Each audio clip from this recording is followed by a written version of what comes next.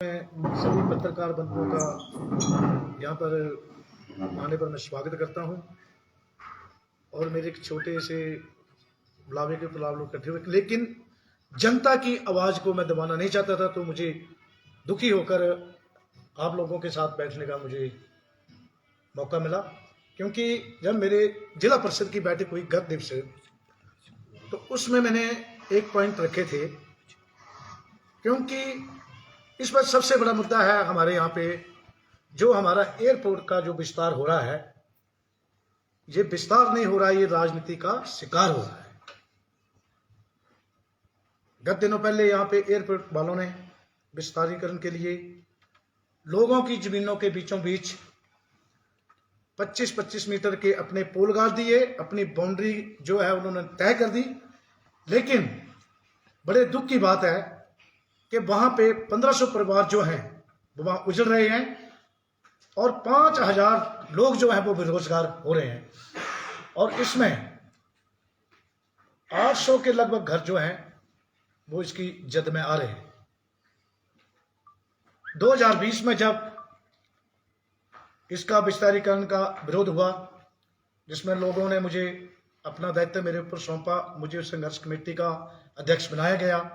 मैं संबंधित सभी पंचायतों से 18 पंचायतों से सभी प्रधान उप प्रधान जितने महिला मंडल थे उन लोगों ने भरपूर हमारा समर्थन किया और उन्होंने अवगत कराया कि जो इस क्षेत्र के नजदीक जो विस्तार हो रहा है, जो गांव हैं, यहाँ पे नकदी फसलें, कैश क्रॉप्स फसलें, और सबसे बड़ा यहाँ पे हब एक मैकेनिकल सिस्टम था, वर्कशॉपों का था, जहाँ की पालनपुर, नगरोटा, बैजनाथ के लोग जो हैं यहाँ पे जो अपनी मोटरसाइकिल या बाइक या ट्रक जो भी है इसको ठीक करवाने आते थे।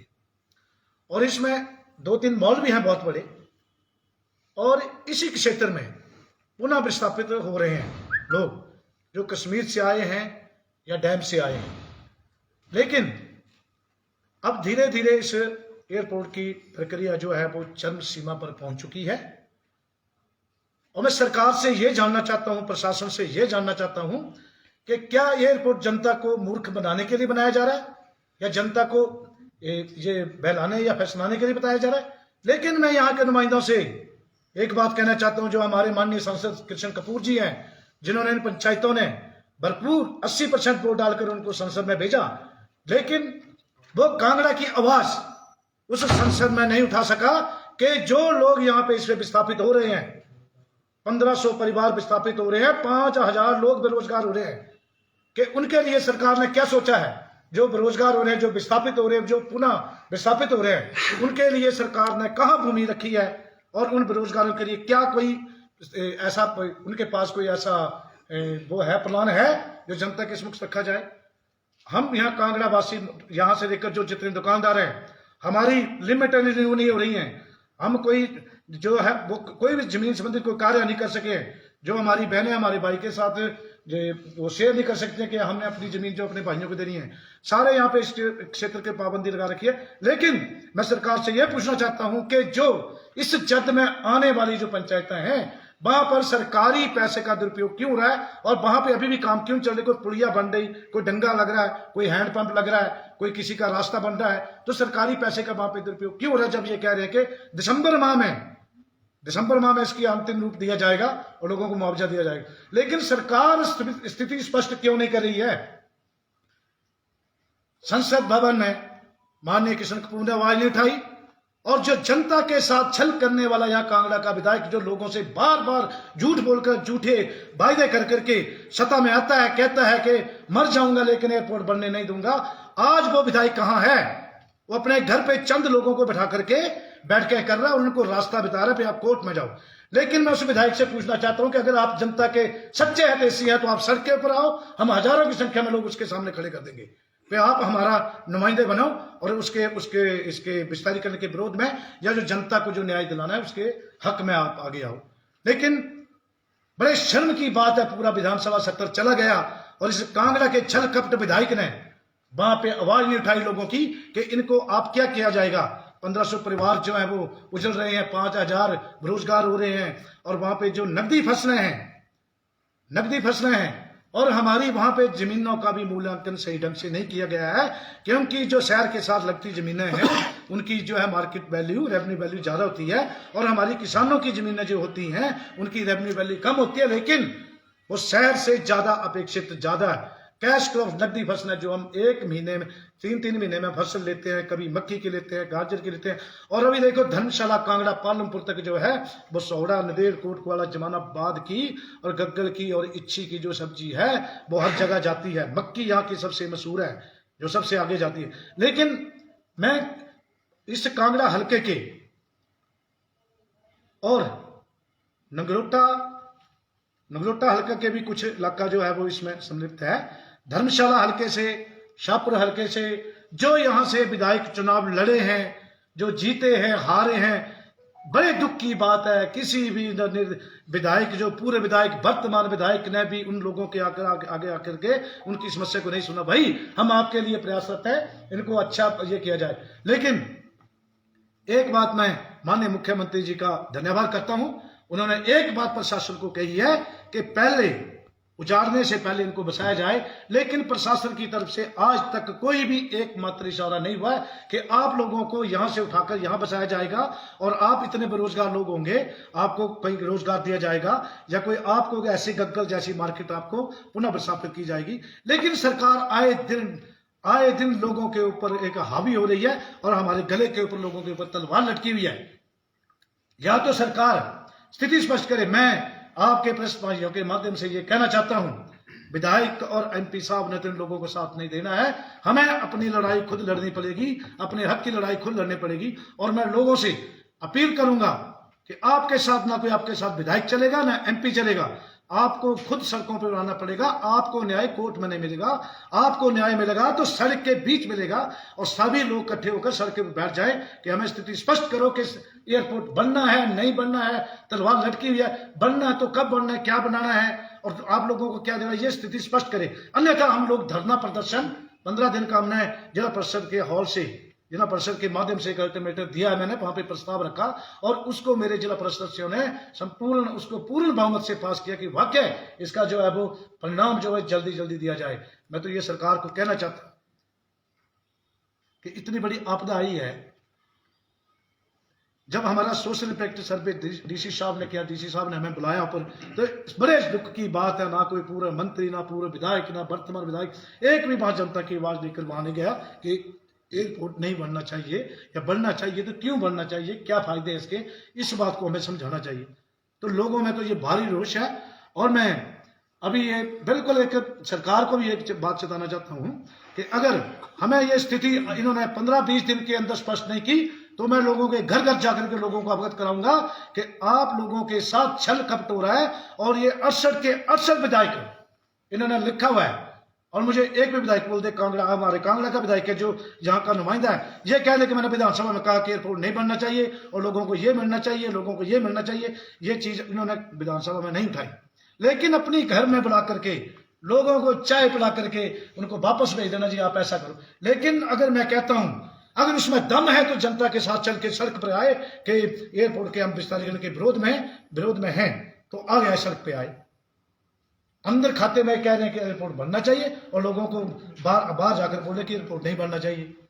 और इसीलिए मैं जनता के इस मुद्दे को मैं आपके प्रेस के माध्यम से मैं ये कहना चाहता हूं कि सरदार अगर 10-15 दिनों के अंदर अंदर इस स्थिति को स्पष्ट नहीं करेगी तो मैं वाकई कुछ अपने समर्थकों सहित डीसी ऑफिस में धरना प्रदर्शन शुरू कर दूंगा, क्योंकि मुझे लोगों के साथ जो अन्याय हो रहा है ये बहुत बड़ा मजाक बना रखा हुआ है कि ना हमें फसलें लेने दे रहे हैं, अभी लोग बोल रहे हैं ये कणक काट बाई जाएगी नहीं बाई जाएगी। स्थिति हम ये कह रहे हैं सरकार स्थिति स्पष्ट कर दे, हम ये करने वाले हैं।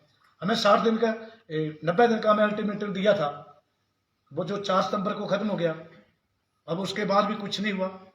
जी हम ये पूरा सर्वे करें, ऐसे ही है। मैं तो ये सरकार को चैलेंज करना चाहता हूँ कि सरकार अगर सरकार है तो इस चीज को स्थिति स्पष्ट कर दे, वरना लोगों में भारी आक्रोश है, क्योंकि लोग दुखी हैं और वहां का व्यापार इस वक्त दुखी है। व्यापार एक तरफ से क्रैशर बंद हुए हैं, और क्रैशर बंद होने का क्या मकसद है, क्रैशर तो मिल रहे हैं, क्रैशर वालों को तो अच्छा हो गया, 80 रुपए फुट क्रैशर मिल रहा है नहीं मिल रहा है, अभी सभी को पता ही। क्रैशर किसके बंद हुए हैं, इस वक्त व्यापार का बुरा हाल है। ट्रक जो रोड पे खड़े हैं, ट्रक रोड पे खड़े हैं, ड्राइवर घर पे है, किस्तें ड्राइवर नहीं दे पा रहे हैं, सारी व्यापार की व्यवस्था, सरिया नहीं बिक रहा है, स्टील नहीं बिक रहा है, सीमेंट नहीं बिक रहा है, ये मार्केट बिल्कुल ठप पड़ी है। तो मैं माननीय मुख्यमंत्री से आग्रह करूंगा शीघ्र अतिशीघ्र 1-2 दिन के अंदर क्रशर को चलाया जाए, ताकि जो है जो बेरोजगार हो चुके हैं इस वक्त उनका रोजगार सही तरीके से चले, उनका खाना पीना चल सके। मैं आपके माध्यम से एक बार फिर कहता हूं कि मैं सरकार से एक बार फिर प्रार्थना करता हूं कि जनता जनार्दन है, अगर जनता जाग उठी तो सरकार तो कुछ नहीं कर सकती है। फिर अगर सरकार अभी अभी फैसला नहीं लेती है तो इसका भी अब रहा मुद्दा है कि मैं कह रहा हूं कि राजनीति का शिकार क्यों हुआ, क्या जरूरत बदलने की थी, जो पूर्ण संघर्ष कमेटी थी उसको क्यों नहीं बुलाया गया। एक भारतीय जनता पार्टी के जो विधायक हैं उसने अपने महामंत्री को वहां का अध्यक्ष बनाया गया और कहा कि इसको ये बना दो, इसको मुख्य सलाहकार बना दो, पुरानी कमेटी को, कि उसने ये सोच लाई, उसने इसको विराम लगा दिया कि विस्तारीकरण के विरोध में कोई लोग ना आए और कोई इसके ऊपर, उसका मतलब उसकी सहमति थी, लोगों से उसने झूठ बोला। अब लोगों के सामने आए ना, अगर उसमें दम है तो लोगों के सामने आए और सरेआम प्रेस कॉन्फ्रेंस करे कि मैं इस एयरपोर्ट के विस्तारीकरण के विरोध में हूं और जनता मेरे साथ चले, हम उसके, अगर वो आगे चलता हम उनके साथ कंधे से कंधा मिलाकर धरना प्रदर्शन पर बैठ जाएंगे। अगर उसमें मनसा है, अगर वो एयरपोर्ट के विस्तार के विरोध में है तो वो सामने आए, अगर फेवर में है तो भी सामने आए, इस चीज को स्पष्ट करिए। मैं तो कहता हूं माननीय विधायक कांगड़ा विधायक को, हमारे सामने कभी बैठ के डिबेट में तो आए, अपने लेखा जोखा की बात करें। लोगों को तो कितनी ठेकेदारी के माध्यम से दिया है, उन्होंने तो ठेकेदारी चलाई। मैं तो कहता हूं ये हमारी संबंधित पंचायतें, त्यारा है, समीरपुर है, चकमन समीरपुर है, जमानाबाद है, ये सौड़ा है, वो उजागर करेगा मैं कितना पैसा दिया। हमने जिला परिषद फंड से 15-15 लाख रुपए पंचायतों को दिया है, अगर वो सामने का बताए कि कहां उसने कहां दिया ये पैसा, बता दे एक बार उसने पैसा दिया ठेकेदारों को। ठेकेदारी प्रथा चलाई हुई है, खुद तो ठेकेदारी की है, इसमें कोई देखने वाली बात नहीं। सबको पता है कि कांगड़ा का विधायक ठेकेदार है और अपने क्षेत्र को ठेकेदार देता है, बता दे, सामने आ जाए कि हमने ये काम किया, ये काम किया पंचायत के माध्यम से। पंचायत के माध्यम से काम क्यों नहीं करवाता है, इसकी क्या वजह है। पंचायतों में अगर हम 1.5 लाख रुपया देते हैं तो हमारा हैंडपंप भी लगता है, उसके ऊपर इलेक्ट्रिक मोटर भी लगती है, और जो विभाग द्वारा लगाई जाती है उसका आंकलन देखा जाए कितना होता है। बड़े दुख की बात है, लोगों ने जो नुमाइंदे चुने होते हैं वो विकास के लिए चुने होते हैं, ये धोने के अपना विकास करो, खुद का विकास करो, लोगों का विकास न करो। रही हमारे सीनियर सेकेंडरी स्कूल सौड़ा की बात, वहां तक तो आज तक अच्छा टॉयलेट नहीं बना सके, इसी स्कूल में कोई अच्छा टॉयलेट नहीं बना सके। हमने जिला परिषद के माध्यम से 2,25,000 रुपये सौड़ा स्कूल को इसके टॉयलेट के लिए दिया, इसी ग्राम पंचायत इसी स्कूल के लिए टॉयलेट के लिए दिया। संबंधित पंचायतें क्यों नहीं देखते हैं, स्कूलों में जाकर तालियां बजवाते हैं, वहां पे जाकर देखना भी चाहिए क्या जरूरत है। अगर मैं कहता हूं कि अगर मौका मिले, अगर विधायक साहब हमारे आमने सामने डिबेट करने में बैठे तो मैं तैयार हूं, हमारे सवालों का जवाब दे और उनके सवालों का हम जवाब देंगे, हम तैयार हैं। रही चुनावों की बात, चुनावों ने उन्हें एक लेटर लिख दिया कि 1 करोड़ कर्जपति निर्दलीय उम्मीदवार का जो पैसा और मुहैया करवाया मनीष शर्मा ने, रमेश बराड़ ने, संजय चौधरी ने, इनका साथ दिया। क्या जरूरत है ऐसी बातें करने की। हम भी तो भाजपा से संबंधित थे, जिले के महामंत्री थे, 2 बार मंडल के महामंत्री रहे हैं, हमारा हक था, पर चलो हम उसे परिवार से संबंध रखते हैं जहां हम कुछ भी नहीं खरीद सकते। तो मैं आपका बहुत बहुत धन्यवाद करता हूं। मैं तो कहता हूं कि आप हमारी आवाज बुलंद करके उठाएं और जनता की आवाज को बुलाएं। आप भी उसमें एक लिखें कि लोग, सरकार स्पष्ट कर दे कि एयरपोर्ट बनना है या नहीं बनना है, 15 दिनों के अंदर अंदर कर दे। लोगों के घर, हम नहीं तो सड़कों पे उतरेंगे और मैं लोगों को ठग के सड़कों पे उतरूंगा और धरने पे बैठूंगा। और जब तक ये सरकार स्थिति स्पष्ट नहीं करेगी कि हम ये कर रहे हैं, ये आपको जगह दे रहे हैं, ये सब चीजें कर रहे हैं, तब तक हम नहीं उठेंगे। और मैं ये कहता हूं इसके लिए, चाहे लोग तो कहते हैं कि हम एयरपोर्ट बनने के विरोध में हम अपनी जान दे देंगे। अरे भाई, तुमने क्या संघर्ष करना, जो खुद ही बंदा कह रहा है कि मैं इसके ऊपर आत्मदाह कर लूंगा, फिर वो जनता का क्या साथ देगा। आत्मदाह करने वाला कभी भी किसी का हितैषी नहीं होता है। जब उसने आत्मदाह करी तो जनता की आवाज, हम तो ऐसे कहेंगे कि मरते दम तक लड़ाई लड़ेंगे और इसे जीतेंगे। और ये लड़ाइयां सड़क पे होती हैं, कोर्टों में कम होती हैं। सरकार झुकती है, झुकाने वाले चाहिए। सरकार झुकती है, झुकाने वाले चाहिए, मास चाहिए, मास।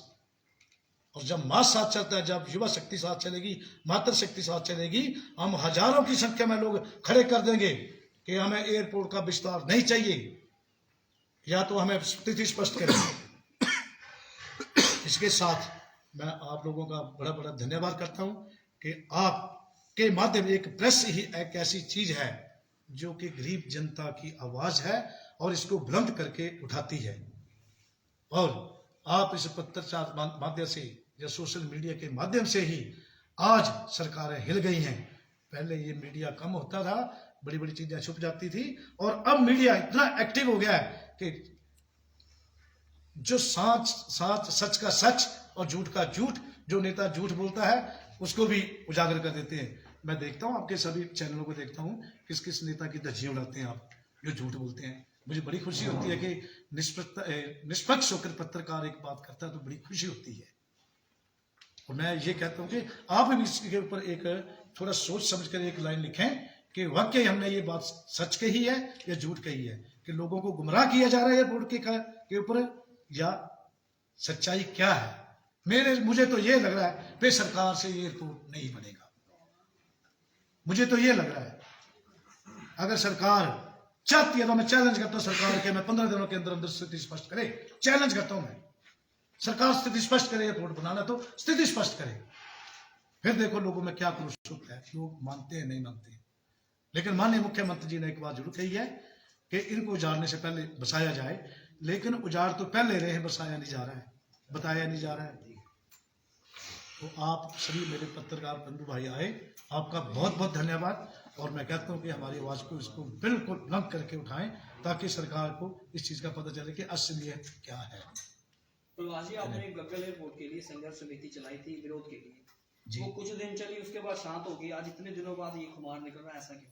नहीं, संघर्ष समिति चली थी। हमने तो उसमें ये भी चैलेंज किया था कि जो यहाँ पे जो वनडे होने वाला है उसको हम करेंगे, लेकिन कोरोना हमारा संघर्ष, आपको पता है कि हजारों की संख्या में 18 पंचायतों से लोग, सभी लोग जो आए थे, लेकिन उसके बाद कोरोना चल गया, पाबंदी लग गई, फिर संघर्ष खत्म और सरकार फिर जाग उठी। आप स्थिति स्पष्ट करने की बात कर रहे हैं, तो अगर आप चाहते हैं कि विस्तार होना चाहिए या नहीं होना चाहिए? देखो, एयरपोर्ट का विस्तार, हम ये नहीं बोल रहे कि एयरपोर्ट का विस्तार हो, क्यों ना हो, क्या नहीं होना चाहिए, लेकिन विस्तार होना है तो ये स्थिति स्पष्ट करे ना। ये बार बार क्यों कर रहे हैं? मतलब आप चाहते हैं कि विस्तार हो, स्थिति स्पष्ट करे ना। लोगों को बांट दिया अब इन्होंने, गग्गल वालों की गग्गल मीटिंग लग के, सोशल इंपैक्ट सर्वे सरकार ने की, अच्छी चीज, बहुत अच्छा किया, क्योंकि लोगों को डिवाइड एंड रूल कर दिया। सोहरा वालों को सोहरा बनाया, इच्छी वालों को इच्छी, गग्गल वालों को गग्गल, सनौरा वालों को सनौरा, बेड़ी वालों को बेड़ी। परंतु लोगों को समझ नहीं आई इस चीज की। अभी जो सोशल इंपैक्ट सर्वे हुआ है ना, इसमें आंकड़े तो गए ही नहीं है, ये मेरे ख्याल आंकड़े नहीं गए हैं, या सरकार को पता नहीं है कि 5000 लोग जो है यहाँ पे बेरोजगार हो रहे हैं, इतने घर विस्थापित हो रहे हैं, इतना ये हो रहा है, नुकसान का आकलन कर नहीं सके, तो इतना ये बनेगा, मुआवजा बनेगा। लेकिन स्थिति तो स्पष्ट कर देना। लोगों ने मन बनाया, लेकिन स्थिति स्पष्ट क्यों नहीं हो रही है? कुलभाई जी, आपने बात की कि विकास कार्य अभी नहीं रुक रहे हैं। हाँ। तो विकास कार्य हो सकता है वो किसी ठेकेदार के जरिए हो, उनके द्वारा किए जा रहे हो? नहीं, मनरेगा द्वारा काम, मनरेगा द्वारा काम, ब्लॉक के द्वारा, ब्लॉक के द्वारा। बाकी तो मेरे ख्याल बंद कर दिए, ब्लॉक के द्वारा हो रहे हैं।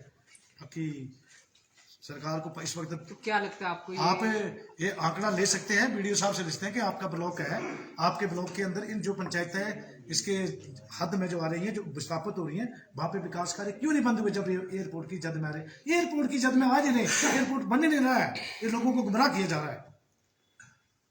तो आपको तो समय भी दिया गया है, वो समय क्या उसके बारे में क्या कहें? उसके बारे में उन्होंने आपत्तियां मांगी। अब एसडीएम साहब उनको आपत्तियों के ऊपर बुलाते हैं, 4 दिन बाद दूसरे को बुलाते हैं, टाइम देते हैं। ये तो मुझे नहीं समझ रहा क्या आपत्तियां क्या नहीं, ये तो ऐसे ही लोग भोले वाले लोगों को ठगने वाली बात है। आपने 15 दिन का अल्टीमेटम दिया, उसके बीच में वर्ल्ड कप भी है जी, तो क्या माना जाए कि सरकार इसीलिए पेंडिंग कर रही है, और 15 दिन तो बड़ा ही मुश्किल हो जाएगा, उसके बाद आपका क्या रवैया रहेगा? मेरी बात सुनो, अतिथि देवो भवो है ना, ये ठीक है, लेकिन ये कहते हैं कि हमने, हमारे जो मेहमान आएंगे, ये हम ये कह रहे नहीं, लेकिन उनको भी तो पता चलना चाहिए कि 4 सालों से इन लोगों के साथ क्या अन्याय हो रहा है, इसका पता तो चलना चाहिए ना। आप विदेशी मेहमानों के सामने भी प्रदर्शन करेंगे? आप ये कह रहे हैं? नहीं, हम जो जरूरत देखो, पड़ी तो। नहीं, विदेशी मेहमानों के सामने डीसी ऑफिस में धरना देंगे, वहां पे बोखरता पे बैठेंगे, और जब हमारे विदेशी मेहमान चलेंगे तो हमें चाहे जो कुछ करना पड़े करेंगे। मेरा एक और सवाल, आप विधायक कांगड़ा विधायक का नाम जानते नहीं है, बोलते नहीं है मुझसे? नहीं, हम नहीं बता बोलते। सकते हैं ना? नहीं, नाम क्यों लेना है? आप बार बार कांगड़ा विधायक बोलते हैं, कांगड़ा विधायक बोलते हैं, नाम क्यों नहीं लेते हैं? परहेज करते हैं कुछ? नाम लेने से परहेज ही करते हैं, क्योंकि वो नाम लेते हैं हमारा ना। हम जो है, हमने विधायक जो हमारे मेरे पड़ोस का ही है, नाम क्यों लेते? हम कांगड़ा का विधायक है ना, वो कांगड़ा का पवन काजल थोड़ी बोल सकता हूँ मैं, कांगड़ा का पवन तो नहीं बोल सकता, कांगड़ा का विधायक बोल सकता हूँ मैं। बिल्कुल बिल्कुल, मैं कांगड़ा का विधायक, पूरे विधायक, यही बोला मैंने, और क्या बोला? ठीक है ठीक है। सर, आपने कहा संघर्ष समिति के बारे में। संघर्ष समिति तो आज भी जो है संघर्ष कर रही है, तो उनसे हटके आप अलग क्यों चल रहे हैं? वो भी तो आपके क्षेत्र की आवाज ही उठा रहे हैं। नहीं, वो कहाँ कर रही है, क्या कर रही है वो बताओ? कहाँ धरना प्रदर्शन हो रहा है? बताइए ना, कहाँ धरना प्रदर्शन हो रहा है? एक उन्होंने पुतला फूंका, वो भी किसान भवन के अंदर, सड़क में नहीं। विरोध होता है सड़क के ऊपर, रोड के ऊपर। इंसाफ, अगर कोई आपको सच्चा इंसाफ चाहिए तो आपको रोड के ऊपर ही करना चाहिए, चाहे इसके लिए कुछ भी होना पड़ेगा। मतलब आप जो संघर्ष समिति उनके कार्य पर भी सवालिया निशान लगा रहे हैं बिल्कुल लगा रहे हैं। कि वो भी क्षेत्र के लोगों को गुमराह कर रहे हैं और उनकी आवाज नहीं उठा पा रहे हैं। नहीं, वो संघर्ष समिति तो एक माननीय विधायक की है, जनता की नहीं है। वो तो सोच रहे कि हमारी जिम्मेदारी, बाकी के लोग नहीं है। उन्होंने उचित नहीं समझा, उन्होंने यही था इसको, इसलिए मुझे आशा थी, मुझे शंका थी कि हमारे जो सामान्य विधायक हैं ये एयरपोर्ट के विस्तार के विरोध में नहीं है, फेवर में है। ये अपने घर के अंदर बैठक करते हैं, कभी बाहर नहीं की है।